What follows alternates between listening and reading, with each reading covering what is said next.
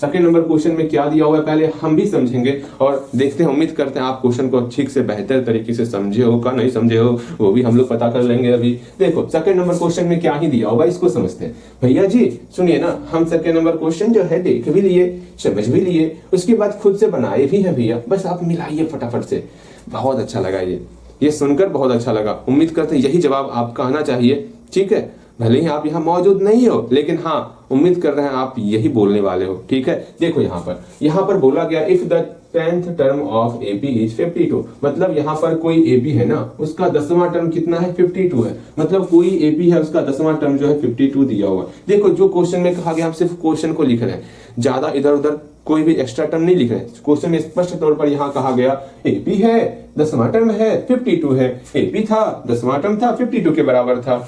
Again फिर बोला गया and 17th term is 20 more than the 13th term. इसको समझ लोगे बेड़ा पार हो जाएगा। क्वेश्चन क्या कहा गया आप सब समझ जाओगे। यहाँ स्पष्ट तौर पर आपको कहा गया है कि जो 17th टर्म होगा वो 20 ज्यादा होगा। ये भैया 20 ज्यादा होने वाला, किससे 20 ज्यादा होने वाला 13th टर्म से, ये 17th टर्म 20 ज्यादा होने वाला। एक बार फिर से समझोगे हर एक चीज समझ में आएगा। ये क्वेश्चन यहाँ से लेके यहाँ तक लैंग्वेज क्या कहा गया है यही इस प्रश्न का जान है, अर्थात इस प्रश्न में जो भी पावर है इसी लाइन के कारण आ रहा है और इसी को आपको समझ लेना है। यहाँ पर क्या ही कहा गया है, यहाँ स्पष्ट तौर पर कहा गया जो भी 17th टर्म होगा, हाँ भैया जो भी 17th टर्म होने वाला वो 20 ज्यादा होने वाला, 20 ज्यादा होने वाला। किससे ज्यादा होगा भैया, वो जो है 13th टर्म से ज्यादा होगा। अच्छा ये तो समझ में आ गया। अब करे तो करे क्या, आप खुद सोचो। ये हमारी प्यारी सी बहन है, ठीक है, जिसका नाम है A17 और ये हमारा प्यारा सा भाई है भैया, ये हमारा प्यारा सा, ये आपकी छोटी बहन है जिसका नाम है, क्या नाम है, इसका नाम है A13, ठीक है। कौन A17 है कौन A13 है, आप दोनों आपस में विचार करते रहना, हम का तो इस बीच में ना आना है भैया, आप ही बन जाइए A13 ना। अच्छा ठीक है चलो, ये आप हो A17, ये हम है A13, ठीक है। आपके पास 20 रुपए ज्यादा है, ठीक है, आपके पास 20 रुपए ज्यादा है और हम का जो है बराबर, मतलब हम दोनों को बराबर रुपए रखने हैं। तो क्या करना होगा भैया, सुनिए ना, आपके लिए हम बलिदान कर सकते, त्याग कर सकते। जो हमारे पास 20 रुपए ज्यादा है ना, हम गरीबों में बांट देंगे और हम दोनों के पास रुपए हैं वो आपस में बराबर हो जाएंगे। बहुत अच्छी बात है। अर्थात A13 को A17 के बराबर होने के लिए, मैं फिर से कह रहा हूं, A13 को A17 के बराबर होने के लिए ये A17 को अपने 20 रुपए का त्याग करना होगा। भैया ठीक है, हम आपके लिए इतना सा कर ही सकते हैं। देख लो, बोल रहे हो तो त्याग करवा दूंगा कभी कभी, याद रखियो। देखो यहाँ पर A17 20 रुपए का त्याग कर दिया, अर्थात ये इक्वेशन आ रहा है। मेरे बात को समझो, मैं क्या कहना चाह रहा हूँ, ठीक है।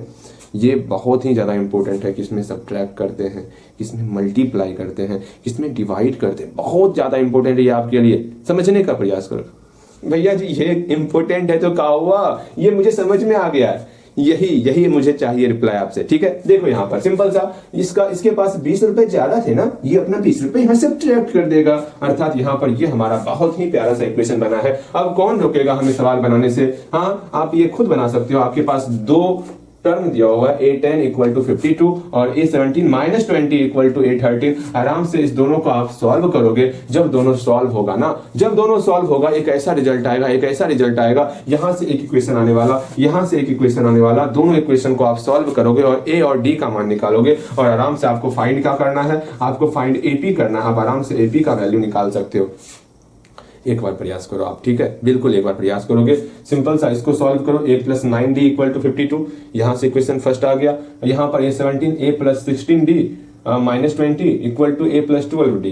A वाले को एक तरफ लाएंगे, यहाँ से मेरा कुछ ना कुछ वैल्यू निकल जाएगा, ठीक है। उम्मीद करते हैं ये A और A कैंसिल आउट हो जाए, यहाँ से आपका D का ही मान निकल जाएगा। आपको सिंपल सा D का वैल्यू किसी एक इक्वेशन में पुट करना और बन जाएगा। इसी में आप इक्वेशन फर्स्ट में D का वैल्यू पुट करोगे, आपका A का मान निकल जाएगा। आराम से आप AP निकाल सकते हो। AP क्या होगा, आपको सिंपल सा AP निकालने के लिए पहला term, second term, third term, जहां तक निकालना, कम से कम 3 टर्म जरूर निकाल लेना आपको AP के लिए।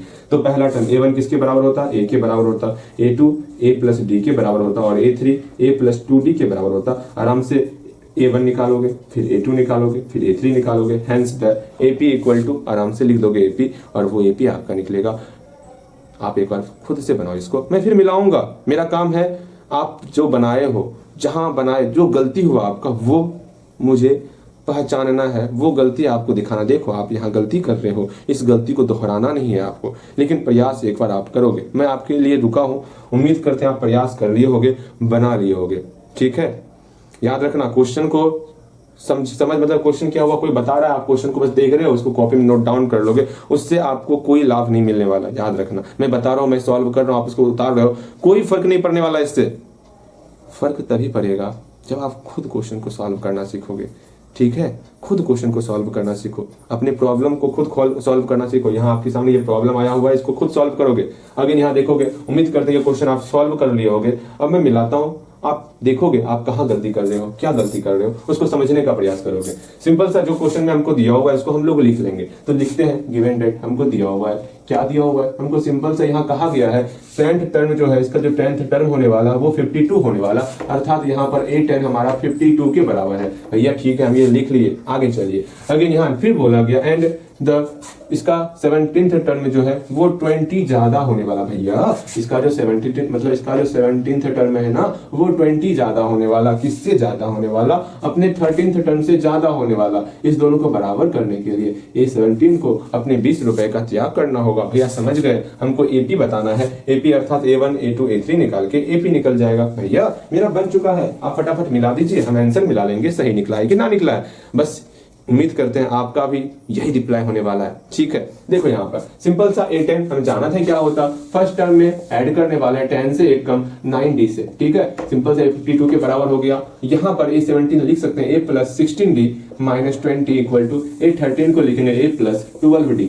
13 से 1 कम, भैया ये सब तो जानते हैं हम लोग। अगेन यहाँ देखो, यहाँ पर पहले इसको सॉल्व कर लो ना, जितना भी सबको एक तरफ लेते आप। यहाँ A प्लस 16D था और माइनस 20 पहले से था, इसको भी लेते आते हैं। A मेरा प्लस में था, माइनस A में कन्वर्ट हो गया। ये 12 A प्लस में था, माइनस में कन्वर्ट हो गया। अगर ये समझ में नहीं आ रहा है ना किस प्रकार से माइनस में प्लस में कन्वर्ट होता है, एक बार इक्वेशन आप देख लोगे, लेकिन आपसे उम्मीद ऐसा नहीं है मुझे। देखो यहाँ पर ये प्लस है, ये माइनस है, नानी के यहाँ चले गया। हाँ जी, अगर यहाँ 16D है, यहाँ 12D है, यहाँ प्लस है और माइनस है। भैया ये है क्या? अगर 16D और माइनस 12D सॉल्व करने के लिए आप, अच्छा रुको पहले D वाले से एक तरफ करो वरना आप कंफ्यूज हो जाओगे। यहाँ 16D और माइनस 12D एक तरफ आ गया, यहाँ माइनस 20 बचा हुआ है इक्वल टू 0। यहाँ तक में कहीं कोई समस्या है तो पूछो पहले, भैया हाँ यहाँ दिक्कत हो रहा है, यहाँ समस्या हो रहा है, ये जो भी समस्या हो रहा है उसको पहले पूछ लो, तब उसके बाद आगे बढ़ना है आपको। अगर यहाँ 16 है और 12 है, D सिंपल सा यहाँ जो है मेला घूमने आया है, इसका कोई काम नहीं, उसको वैसे ही रखना है। ठीक है, D का D रख लो। हाँ भैया, यहाँ 16 माइनस 12 कितना होगा?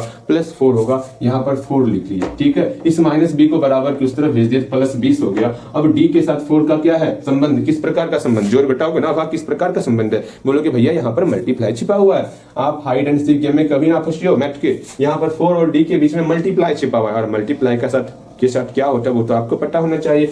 मल्टीप्लाई अर्थात 4 को बराबर की उस तरफ भेजेंगे तो डिवाइड में कन्वर्ट हो जाएगा, और सिंपल सा मेरा D का वैल्यू 5 निकल जाने वाला। अब उम्मीद करते हैं आप जब D का वैल्यू निकल गया है आप A का भी वैल्यू निकाल सकते हो। ठीक है, आराम से यहाँ लिखोगे नाउ इक्वेशन फर्स्ट लोगे, इक्वेशन सेकंड मानने का जरूरत ही नहीं पड़ा, यहाँ एटॉमिक आपका D निकल गया। अगर मान लो A और D के फॉर्म में निकलता तो इसको इक्वेशन सेकंड में लिखते और यहाँ पर एलिमिनेशन लगाते, इक्वेशन सेकंड में इक्वेशन फर्स्ट को सब्ट्रैक्ट करते, A खत्म होता, तब वहां जाकर D का मान आपका निकलता। लेकिन यहाँ ऐसे निकल गया तो फिर हमें क्या, हमें तो सिर्फ क्वेश्चन सॉल्व करने से मतलब है। अभी क्वेश्चन आने वाला है, परेशान मत हो, वैसा वैसा क्वेश्चन आएगा, क्वेश्चन मैं खुद क्वेश्चन लिखने वाला, तो परेशान क्यों होना जब भैया है साथ। तो देखो यहाँ पर सिंपल सा D का वैल्यू इक्वेशन फर्स्ट में हम लोग पुट करेंगे, बहुत ही प्यारा सा रिजल्ट आने वाला। आप खुद रिजल्ट देखोगे तो बोलोगे भैया क्या ही रिजल्ट है। अगेन D का मान इक्वेशन फर्स्ट हम लोग लिखे हुए, यहाँ लिखोगे now from equation first, from equation first. ठीक है, जो भी इक्वेशन फर्स्ट था उसको लिख लिए, D का मान इसमें पुट करने वाले। भैया ठीक है, D का मान पुट कीजिए ना। अगेन जो रिजल्ट होगा वो हम देख लेंगे। A प्लस 45 इक्वल टू 52, यहाँ से A का मान कितना निकल गया? सिंपल सा भैया यहाँ 7 निकल जाएगा। ठीक है, देखो तो कितना प्यारा प्यारा रिजल्ट निकल रहा है। A का मान निकल गया, D का मान निकल गया, और चाहिए क्या हमको? D का मान, A का मान निकल गया, और चाहिए क्या? जो चाहिए था सब कुछ मिल चुका है। A का मान, D का मान निकलने के बाद हम लोग A और D के हेल्प से हम लोग A1 A2 A3 निकाल सकते हैं और आराम से AP तक पहुंच सकते हैं। उम्मीद करते हैं खुद बनाओगे। A1 A2 A3 निकालो यहाँ से, अगर अभी तक नहीं बनाया आपका ना तो सोच लो, सोच लो क्या ही कहना आपको मुझे। यहाँ देखो अगेन फिर क्या करना है, सिंपल सा A1 निकालेंगे, A2 निकालेंगे, A3 निकालेंगे, बस 3 टर्म निकाल लो, AP हो गया, ज्यादा टर्म नहीं। A1 मेरा A के बराबर होता है, सबको पता है।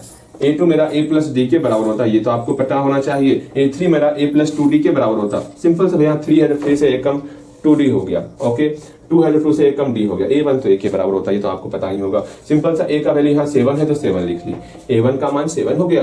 अगेन A2 का मान क्या होगा? A का मान 7 है और D का मान कितना है? 5 है। 7 5 12, आराम से A2 निकल गया। A3 कितना होगा? A3 मेरा A प्लस 2D है। A का मान 7 है और D का मान कितना है? 5 है। सिंपल सा इसको सॉल्व करेंगे तो हम लोग का 17 निकल जाएगा। देखो कितना आसान होने वाला है। इस प्रकार A1 A2 A3 निकले। यहाँ पर आप सिंपल सा लिख सकते हो। भैया क्या ही लिखेंगे? हेंस द AP क्या AP निकला है? 7 12 और 17, 7 12 और 17 निकला। ये बहुत ही प्यारा सा AP निकल गया। जो हमको निकालना था वो हम लोग का निकल चुका है। ठीक है, अब थर्ड नंबर क्वेश्चन आपको देखना है। हम लोग फोर्थ नंबर क्वेश्चन